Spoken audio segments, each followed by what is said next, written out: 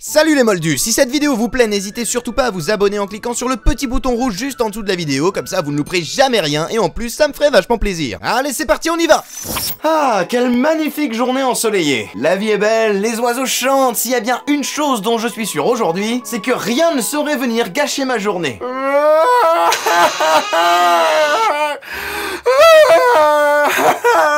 Ok d'accord, j'ai peut-être parlé un peu vite. Mais qu'est-ce qui t'arrive papy? Pourquoi tu pleures comme ça? Je pleure parce que ma vie n'est que souffrance et humiliation, enfer et damnation. À quoi bon continuer devant tant de malheur qui s'abat sur moi et sur personne d'autre? Alors ça j'avoue que j'avais pas vu venir. Oui bon, sinon tu veux pas m'expliquer ce qui se passe au lieu de raconter n'importe quoi? Ce qui se passe? Oui? Ce qui se passe? Oui? Tu oses me demander ce qui se passe? Mais évidemment que je te demande puisque j'en sais rien. Mais comment peux-tu être aussi insensible à ma détresse? Oh putain, ça commence à m'énerver papy, ça va mal finir, dis-moi ce qu'il y a. Je erre sans but dans les couloirs du destin, tel un papillon de nuit attiré par la lumière, mais qui jamais ne l'atteint. Orage au désespoir, mais quelle horrible infamie! Et pour qui sont ces serpents qui sifflent sur nos têtes? Mais qu'est-ce qu'il raconte? Bon maintenant ça suffit, tu vas le cracher le morceau, est-ce que tu vas finir, oui ou non, par me dire ce qui va pas?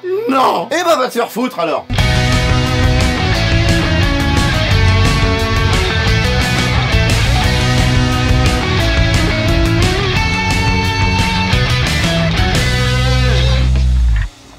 Alors comme ça vous en voulez encore? Alors comme ça vous êtes encore une fois convaincu que vous êtes incollable sur Harry Potter? Alors comme ça vous connaissez par cœur le prince de sang mêlé tellement bien que vous êtes capable de dire Sectum Sempra du premier coup sans la moindre hésitation? Alors comme ça vous avez tellement poncé ce livre que si je vous demande de me citer les 7 Horcruxes de Voldemort, vous êtes capable de m'en donner 9? Et c'est très bien, oui c'est vraiment très bien, mais est-ce que vous êtes sûr que ça fait de vous des experts? Parce que moi je m'y connais et je vous le dis, je crois pas. Eh ben voilà, je le savais, je ne suis rien d'autre qu'un bon à rien. Mais personne a dit que t'étais un bon à rien, eh, faut te reprendre papy. Peut-être que personne ne le dit, mais moi je sais que c'est vrai. Et vous le pensez tous d'ailleurs. Oh mais qu'il est chiant, c'est pas possible. Les amis, vous le savez, avec cette série des 20 révélations que vous ne connaissez pas, j'adore vous apprendre des trucs que vous connaissez pas sur Harry Potter. Et maintenant qu'on a parlé des 5 premiers tomes, c'est qu'on commence à en avoir fait pas mal, hein, mine de rien. Il est temps maintenant de parler du 6ème, l'heure est venue de passer au prince de sang mêlé. Et vous allez voir que les anecdotes pour le coup c'est clairement pas ce qui manque. Bon, plus ou moins intéressantes quand même, hein, parce que des fois je vous avoue qu'on tombe sur des trucs qu'on peut pas franchement dire que c'est la folie du slibard. Harry Potter et le prince de sang mêlé est le 6ème des 8 films basés sur la série des 7 livres originaux Harry Potter de J.K. Rowling. Eh bah dis donc, vous m'en direz tant. Mais heureusement au milieu de tous ces petits trucs dont on se fout complètement, hein, il y a aussi de belles pépites et je pense avoir réussi à mettre la main sur 20 anecdotes bien croustillantes que vous ne connaissez probablement pas. Et comme d'habitude à la fin de la vidéo je compte sur vous pour me dire quelle est votre note sur 20 dans la section commentaires, pour me dire combien vous en connaissiez sur les 20 que je vais vous présenter, et sans tricher s'il vous plaît, parce que si vous trichez je le saurai. De toute façon moi je pars du principe que toutes les notes supérieures à 5 sur 20 c'est de la triche, comme ça au moins c'est réglé. Et sans plus attendre on va se lancer, voici 20 révélations que vous n'avez jamais entendues sur Harry Potter et le prince de sang mêlé. Il y en aura bien une qui réussira à remonter le moral de papy. Alors ça m'étonnerait. Eh ben on verra bien, allez c'est parti.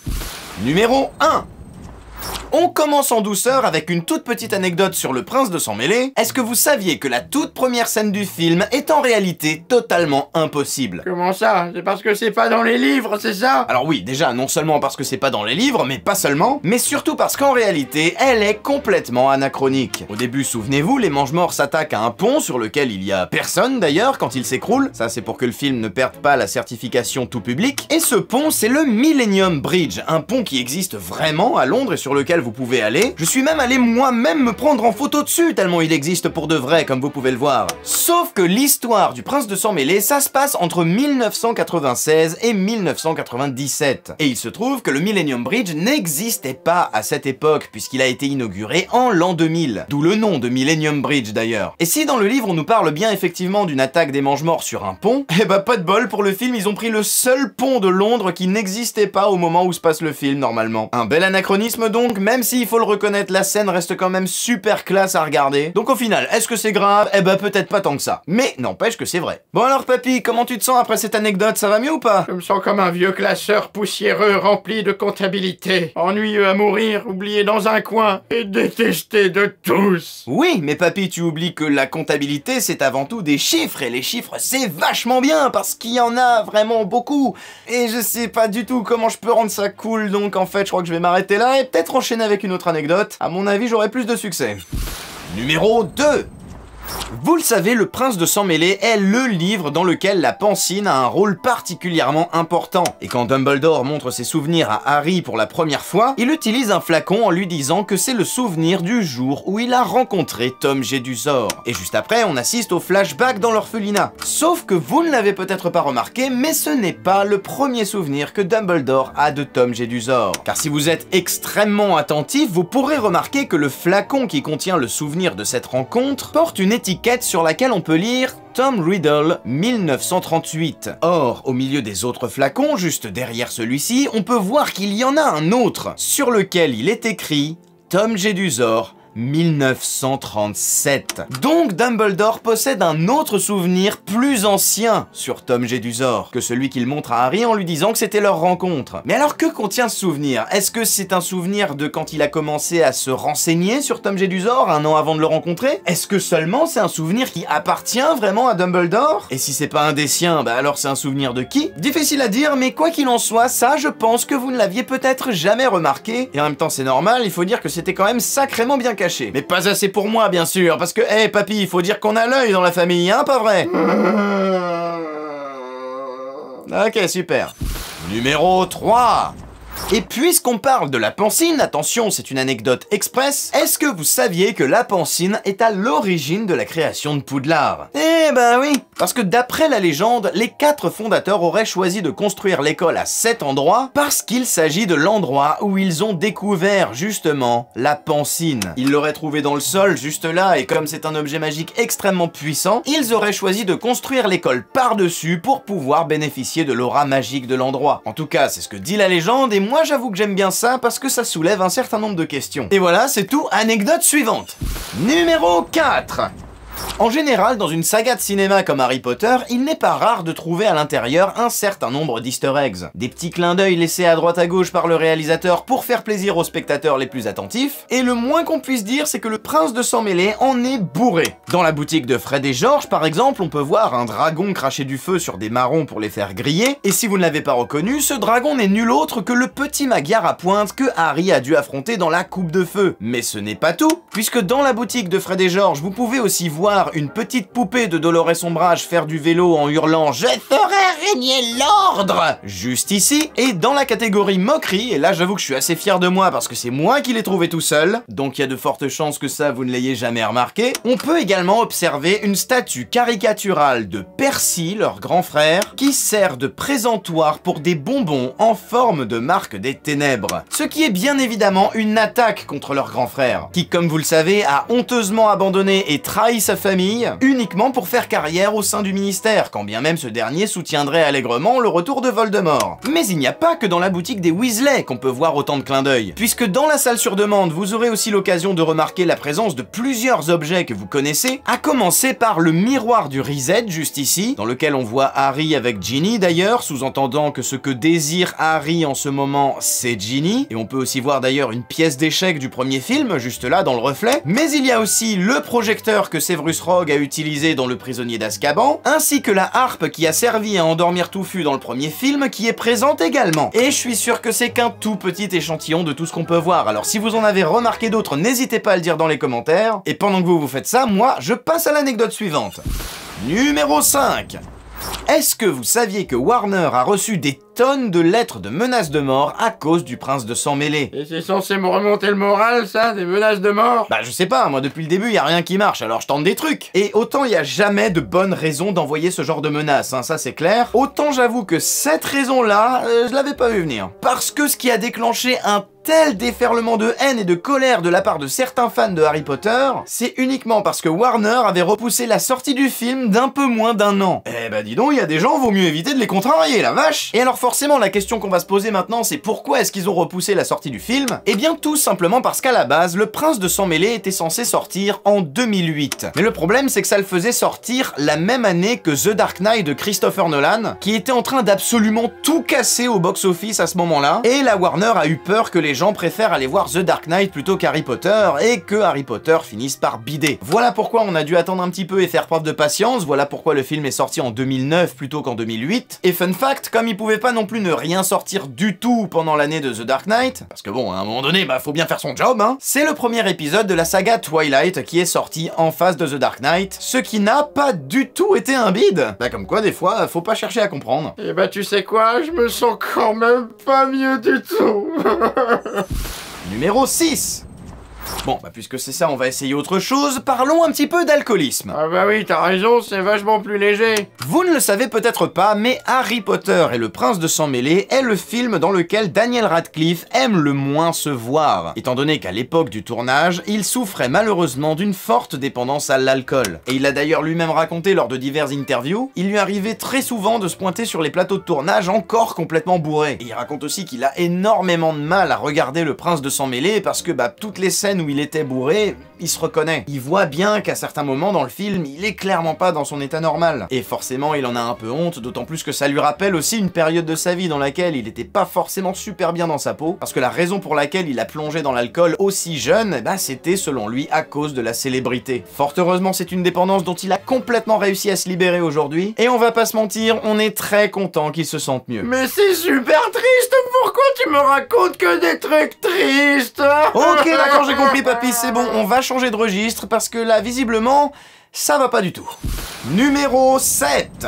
S'il y a bien un film Harry Potter dans lequel il y a beaucoup de fricotage entre les élèves, je pense que vous serez d'accord pour dire que c'est Le Prince de Sang Mêlé. Entre Hermione qui veut sortir avec Ron, mais Ron qui sort avec Lavande, et Ginny qui sort avec Dean Thomas, avant de sortir finalement avec Harry que Romilda Vane essaye de séduire avec un filtre d'amour. Non mais wow, c'est Harry Potter que je regarde ou c'est un épisode de Plus belle la vie là? Et à ce propos, les équipes du film ont dissimulé une petite blague dans le décor, puisque si vous regardez attentivement ce plan, vous pourrez constater qu'il y a juste au-dessus de la tête de Ginny une ombre qui ressemble à un petit diable, dans laquelle on peut lire le mot suivant: sexe. Bon alors, il y en a qui ont essayé de dire que c'était le mot SFX qui était écrit comme dans Le Roi Lion où il y a aussi un truc comme ça qui est super connu, ce qui veut dire effets spéciaux. Mais quand on voit à quel point ce film transpire l'explosion des hormones entre les élèves, personnellement on m'enlèvera pas de la tête que c'est probablement la première hypothèse qui est la bonne. Sans compter que si c'est pas vrai, je serais quand même vachement déçu parce que c'est quand même beaucoup plus marrant si c'est ça. Hein papy, franchement tu trouves pas ça complètement désopilant? Ah oui, c'est vrai, ça c'est amusant ça. Et ben voilà papy, tu vois, je le savais que t'étais un gros beauf et qu'une blague de cul ça te remonterait le moral. Mais il y a le diable aussi. Ah zut, j'y étais presque. Numéro 8. Bon, puisque les trucs un peu olé olé ça a failli marcher, on va continuer encore un peu là-dedans. Surtout que dans ce film, très précisément, les blagues de cul, c'est vraiment pas ça qui manque. Entre le passage des boules du dragon, la mousse blanche de bière au beurre sur la bouche de Hermione, Ginny qui se met à genoux devant Harry pour lui refaire ses lacets, sans deck, les positions sont quand même vachement suggestives là. Et d'ailleurs, c'est pas le premier film qui fait ce genre d'allusion, puisque dans Le Prisonnier d'Azkaban, le film s'ouvrait quand même sur un Harry qui joue tout seul sous sa couette avec sa baguette et qui fait semblant de dormir quand quelqu'un rentre. Ah bah si, et quand il fait l'humos, il fait sortir un truc blanc du bout de sa baguette, bon bah voilà quoi. Dans un générique de fin, on en avait déjà parlé, on a aussi les deux personnes qui font crac-crac sur la carte du maraudeur. Ce qui m'amène à notre anecdote sur le Prince de Sang Mêlé. Est-ce que vous aviez remarqué que dans la scène de la bibliothèque, quand Hermione discute avec Harry, on peut voir un élève faire semblant d'étudier un gros grimoire, alors qu'en fait il feuillette une revue qui semble un brin plus croustillante. C'est très rapide, ça dure à peine une seconde. Titre: mais elle est bien là, cette revue. Bon allez, cette fois c'est bon, je pense que ça a marché. Papy, qu'est-ce que t'en penses? Bah j'en pense que t'es surtout un gros pervers qui s'attarde sur des détails vachement chelous quand même. Quoi? Non mais c'est pas moi là, oh! Moi tout ce que je fais c'est je remarque des trucs dans le film, ça me fait marrer donc je te l'ai dit pour te faire rigoler. Mais c'est tout, ça s'arrête là, qu'est-ce que tu vas imaginer? Bah oui c'est ça, allez arrête mon pauvre vieux, tu t'enfonces là. Bon, et bah tu sais quoi les blagues de cul, puisque ça marche pas non plus, on enchaîne. Numéro 9. Dans Le Prince de Sang Mêlé, il y a de nombreuses scènes qui se passent dans le bureau du professeur Slughorn, qui est le nouveau professeur de potions étant donné que Severus Rogue est devenu enfin, après toutes ces années, le nouveau professeur de défense contre les forces du mal de Poudlard. Mais est-ce que vous aviez remarqué que le bureau de Slughorn est en fait la salle sur demande? Enfin, que le décor de la salle sur demande est le même décor qui a été utilisé pour le bureau de Slughorn, je veux dire. Et c'est particulièrement flagrant quand on regarde le haut des colonnes. La seule différence, c'est que dans le bureau de Slughorn, les colonnes descendent jusqu'en bas, alors que dans la salle sur demande, elles s'arrêtent à mi-hauteur. Et c'est bien normal, puisqu'une saga comme Harry Potter, c'est une saga qui coûte déjà très cher à produire, et c'est une saga dans laquelle il y a énormément de lieux différents aussi, donc si on peut s'arranger pour utiliser le même décor pour faire 2 lieux différents, juste en changeant 2 ou 3 petits éléments et en modifiant un peu les objets qu'on a mis dedans, et bah tout de suite ça fait quand même pas mal d'économies. Et d'ailleurs, bonus, ce décor est aussi celui qui est utilisé pour la salle des trophées, où encore une fois, on reconnaît ces fameuses colonnes. Ah, y a pas à dire, ils ont l'esprit pratique chez Warner. Numéro 10. Le 12 décembre 2009, est-ce que vous saviez qu'une projection spéciale du Prince de Sang Mêlé avait été organisée pour tous les gens qui possédaient le Blu-ray du film? Eh oui! Et les gens qui y étaient ont eu la chance de pouvoir regarder le film en compagnie de Daniel Radcliffe en personne. Non mais le truc trop classe quoi, vous imaginez, les gens, ils ont regardé Harry Potter avec Harry Potter. Et à cette occasion, Daniel Radcliffe en aurait profité pour raconter quelques petites anecdotes de tournage, et parmi les plus amusantes, on peut notamment noter la vraie recette de la bière au beurre qu'on voit dans le film. Et si vous voulez savoir de quoi elle est faite en réalité, il s'agit d'une potion assez connue en Angleterre qui s'appelle la J2O, au-dessus de laquelle on a simplement mis de la fausse mousse pour que ça ressemble à de la bière. Donc voilà, si jamais vous voulez savoir quel goût ça a, la vraie bière au beurre qu'on voit dans le film, tout ce que vous avez à faire, c'est vous rendre en Angleterre et acheter de la J2O. Même si après, bon, rien vous empêche d'essayer de faire de la bière avec du beurre chez vous, hein, vous faites ce que vous voulez. Mais je vous préviens, je garantis pas que ce sera bon. Numéro 11. Est-ce que vous saviez que la mort de Dumbledore, oui désolé je vous ai spoilé la fin, est une référence à une carte de tarot? J'en doute fort. Et plus précisément, c'est à la carte de la tour que ça fait référence. Une carte qu'on associe en général au chaos et à la destruction, sur laquelle on peut voir un personnage avec une couronne tomber d'une tour, elle-même frappée par un éclair. Or, vous le savez, Dumbledore, le directeur de l'école, d'où le lien avec la couronne d'ailleurs, meurt en tombant de la tour d'astronomie, après avoir reçu un Avada Kedavra, qui est le sort par excellence qu'on décrit comme étant un éclair vert. Et c'est encore plus flagrant quand on lit le livre d'ailleurs, puisque le chapitre dans lequel Dumbledore se fait tuer s'appelle justement La tour frappée par la foudre. Et je suis pas un expert de tarot, hein, loin de là, mais faut reconnaître que c'est quand même assez proche, mine de rien. Numéro 12. Et d'ailleurs, puisqu'on parle des sources d'inspiration, est-ce que vous saviez que Fenrir Greyback, le loup-garou à la solde de Voldemort, qu'on voit pour la toute première fois dans Le Prince de Sang Mêlé, est inspiré de Fenrir, le loup de la mythologie nordique? Bah oui, mais sauf que tout le monde le sait, ça. Tu nous prends pour qui? On n'est pas débiles. Alors déjà, premièrement, j'ai rien dit de tel, et deuxièmement, est-ce que vous saviez par contre que ça va beaucoup plus loin que la simple inspiration du nom? Parce que dans la mythologie nordique, Fenrir a mordu le bras de Tyr, et était censé être impliqué dans la mort du dieu Odin, mais en fin de compte, il a été tué par Vidar, le frère de Tyr, pendant le Ragnarok. Donc ça, c'est l'histoire de Fenrir dans la mythologie scandinave, et dans Harry Potter, Bill Weasley se fait attaquer par Fenrir Greyback et devient un loup-garou parce qu'il a été mordu, et de la même façon que Fenrir est impliqué dans la mort de Odin, Greyback est impliqué dans la mort de Dumbledore, mais surtout devinez par qui Greyback se fait tuer dans le livre? Par Ron Weasley, le frère de Bill qui a été mordu par Greyback. C'est exactement la même chose que Fenrir qui se fait tuer par Vidar, le frère de Tyr. Ce qui arrive pendant le Ragnarok dans la mythologie nordique, et dans Harry Potter, le Ragnarok, c'est la bataille de Poudlard. Ainsi la boucle est bouclée, et ça par contre je pense que vous le saviez pas. Numéro 13.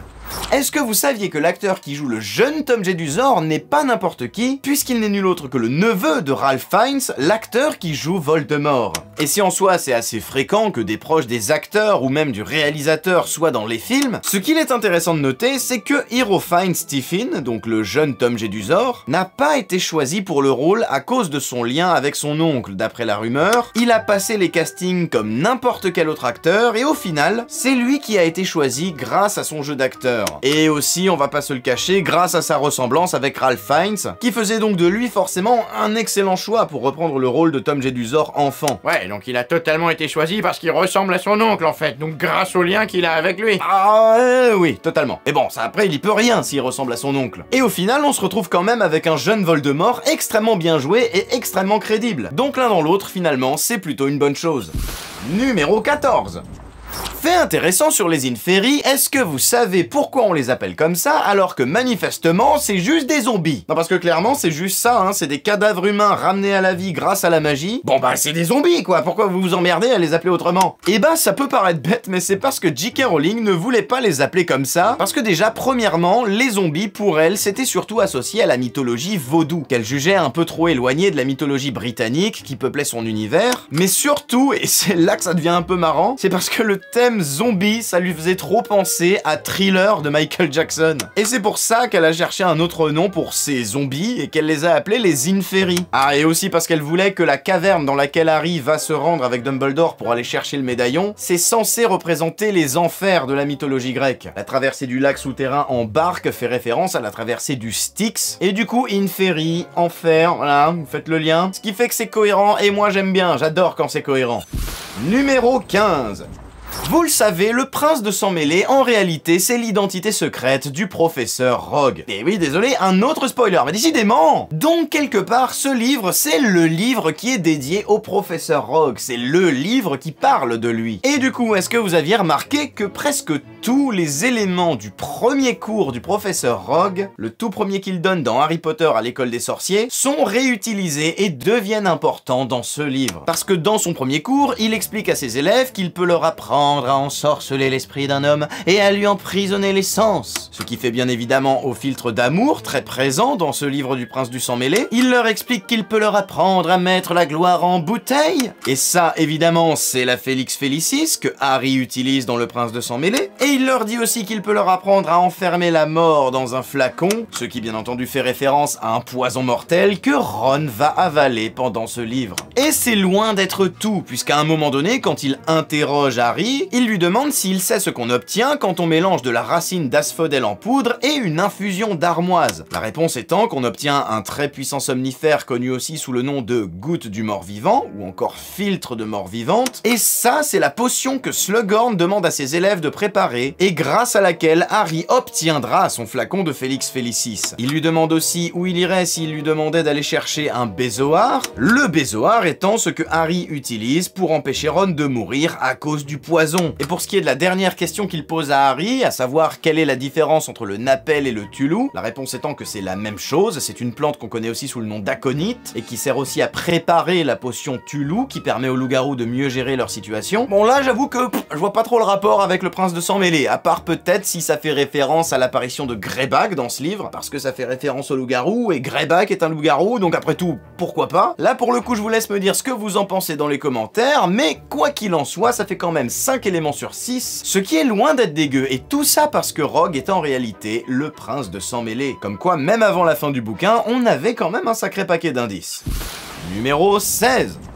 Et d'ailleurs, puisqu'on parle de ça, est-ce que vous pouvez me dire où est-ce que vous devriez aller si je vous demandais d'aller me chercher un bézoard? Parce que si vous le saviez pas, ça existe pour de vrai les bézoards. Et la réponse est la suivante, si vous deviez en trouver un, il faudrait aller le chercher dans l'estomac d'une chèvre. Parce que dans la vraie vie, les bézoards, eh bien c'est ça, une espèce de pierre qui est en réalité composée de matière organique pas totalement digérée par un animal, ce qui forme une sorte de pierre, sauf qu'en réalité c'est pas du tout un caillou, hein, à proprement parler en tout cas, c'est-à-dire que c'est pas de la roche, c'est plus des brins d'herbe et des graines, parfois quelques minéraux et des poils, tous collés ensemble à cause des sucs gastriques de l'estomac. Oh, mais c'est dégueulasse ton truc! Et dans l'Antiquité, on pensait vraiment que c'était magique, et on pensait vraiment que ça permettait de soigner tous les poisons. Donc c'était quelque chose d'extrêmement précieux. Et si aujourd'hui on sait bien sûr que bon, c'est pas du tout vrai, ça sert pas du tout à soigner les poisons, en fait ça sert à rien, hein, c'est pas plus compliqué que ça continue d'intéresser certaines personnes, notamment les collectionneurs et ceux qui possèdent un cabinet de curiosité, parce que ça reste des petites choses un petit peu amusantes à avoir, ça reste des belles pièces de collection, notamment quand elles sont bien décorées et qu'elles datent d'une certaine époque où justement on les gardait très précieusement. Et si vous avez de la chance, parfois dans les musées, vous pouvez tomber sur un bézoard. Et si vous le saviez pas, eh bien maintenant, vous le savez, je vous en prie, me remerciez pas.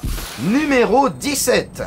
On va encore un petit peu parler de potions magiques. Déjà parce que c'est un peu le sujet le plus important du Prince de Sang Mêlé, donc forcément on va pas y couper, mais surtout parce que j'ai quelque chose à vous dire à propos de la Felix Felicis, que vous ne savez peut-être pas. Et ce quelque chose, c'est que je vais vous expliquer tout simplement pourquoi ça s'appelle la Felix Felicis. Composé de deux mots, Félix qui veut dire chanceux en latin, et Felicis qui rappelle le mot félicité en français, la Felix Felicis porte déjà plutôt bien son nom rien qu'avec ça. Et ça c'était pour la partie un petit peu évidente, mais ce que vous ne savez peut-être pas, c'est que cette potion fait également référence au nom qu'on donnait à certains généraux de l'armée romaine, qu'on appelait justement Félix. Et en quoi c'est une référence? Qu'est-ce qu'ils avaient de particulier, ces Félix? Et justement, Félix c'est un peu le nom qu'on donnait aux généraux qui étaient connus pour bénéficier d'une protection divine, ce qui leur garantissait bien évidemment de nombreuses victoires pendant les batailles. Et c'est là que ça devient intéressant, parce que c'est exactement ce que fait la potion Felix Felicis. Elle permet à celui qui en boit de devenir un surhomme en quelque sorte, quelqu'un qui réussit tout ce qu'il fait un peu comme s'il était protégé par une entité divine. Très intéressant donc, surtout que personnellement moi ça me donne envie de faire une vidéo rien que sur ce sujet-là, à savoir est-ce qu'il existe du coup des entités divines dans le monde d'Harry Potter? Est-ce que ce serait pas d'eux que vient la magie? Ah je sais pas, mais je trouve ça super intéressant en tout cas. Je sais pas, mais s'ils existent, ils sont décidément bien cruels avec moi. Mais c'est pas possible, comment il fait pour trouver systématiquement un mauvais côté à absolument tout ce que je dis? Bon allez, il me reste 3 révélations pour pouvoir lui changer les idées, j'espère que je vais pas me louper parce que celles-là c'est les dernières. Allez, c'est parti. Numéro 18.